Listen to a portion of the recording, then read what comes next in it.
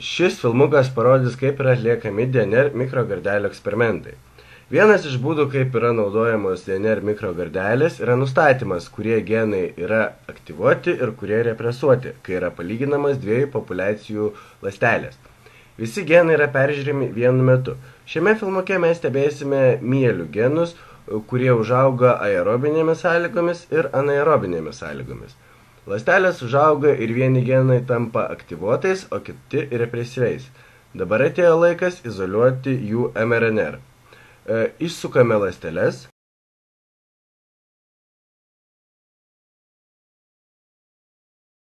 Ląstelės yra kolbose, išsiurbėme skystį, tačiau paliekame ląsteles. Dabar reikia išskirti mRNR iš ląstelių.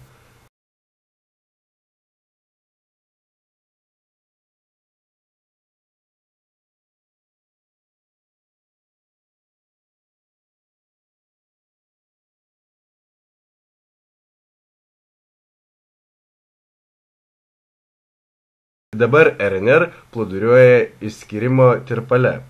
Dabar išimame RNR ir patalpiname į naują kolbutę. Dabar reikia pasidaryti cDNR.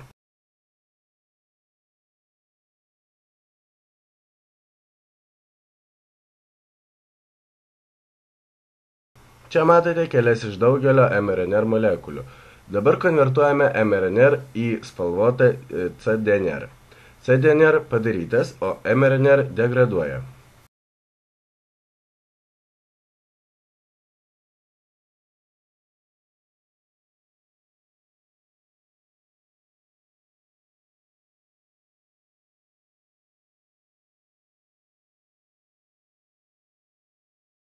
Dabar sumaišome spalvotus cDNR naujoje kolbutėje.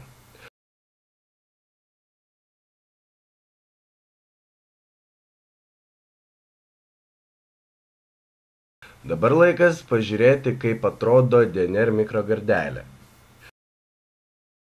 Pasirinkime 3 skirtingus taškus šioje mikrogardelėje. Realiame eksperimente būtų apie 6000 skirtingų taškų.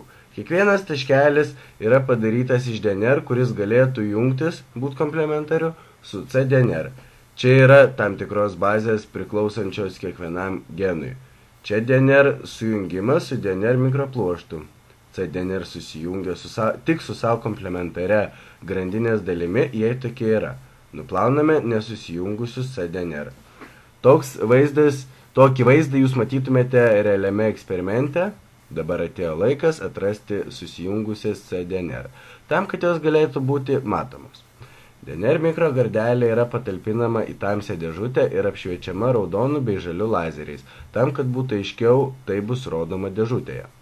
Dabar mes esame dėžutė ir ateina žalias lazeris. Įsidėmėkite 3 taškų vietas. Paveiksliukas patalpinamas į kompiuterį vėlesniai analizai. Raudonas lazeris, paveiksliukas vėlgi patalpinamas į kompiuterį. Dabar išlendame iš dėžutės ir analizuojame rezultatus.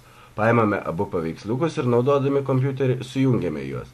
Žalias taškas yra genas, kuris aktyvuotas esant aerobiniam sąlygom, geltonas abiem atvejais ir raudonas yra anaerobinis genas. Tokia analizė būtų atlikta visiems 6000 genų.